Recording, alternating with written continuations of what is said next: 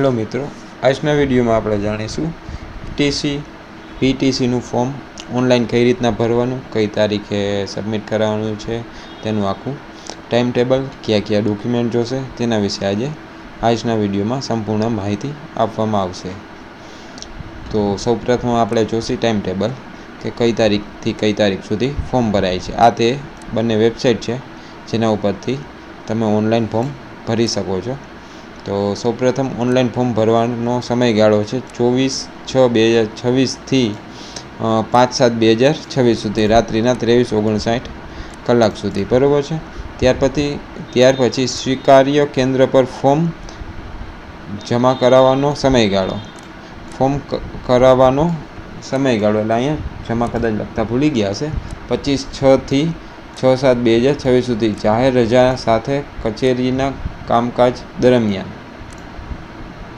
ત્યાર પછી કામચલાઉ મેરિટ લિસ્ટ બારે પડશે 8/7/2026 થી 9/7/2026 સુધી। ઉમેદવારો દ્વારા DLL પ્રવેશ માટે ઓનલાઈન કોલેજ પસંદગી, એટલે કોલેજની પસંદગી તમારે કરવાની રહેશે 10/7/2026 થી 12/7/2026 સુધીમાં।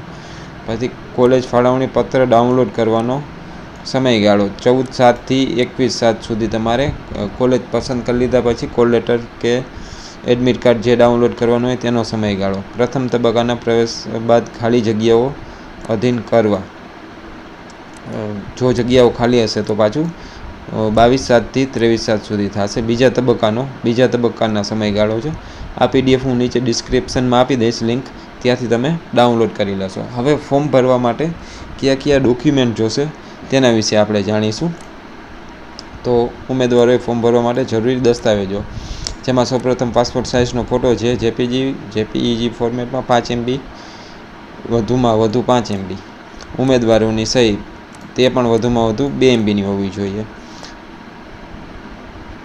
આ તમામ ડોક્યુમેન્ટ જે નીચે લખેલા છે તેની સાઇઝ વધુમાં વધુ 5 MB હોવી જોઈએ। 5 MBથી વધુ સાઇઝ ના રાખતા, નકર અપલોડ નહીં થઈ શકે। સૌપ્રથમ આવશે એમાં ધોરણ 10માની માર્કશીટ, પછી શાળા છોડ્યાનું પ્રમાણપત્ર એટલે સ્કૂલ લિવિંગ, પછી ધોરણ 12મું અથવા તેને સક્ષમ ITI ડિપ્લોમાની માર્કશીટ અપલોડ કરવાની રહેશે।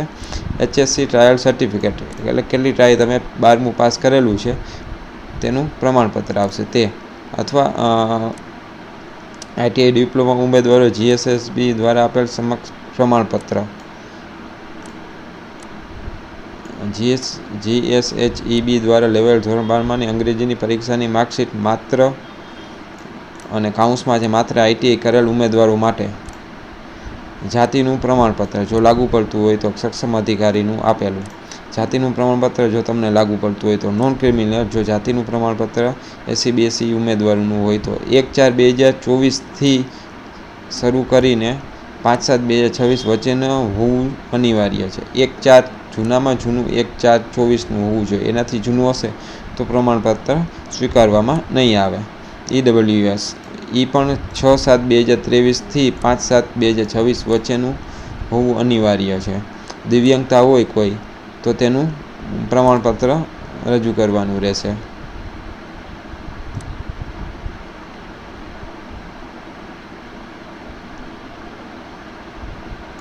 નીચે આ તમામ લખેલું છે તે તમારે ડોક્યુમેન્ટ અપલોડ કરવાના રહેશે, જે લાગુ પડતા હોય તે જ તમારે।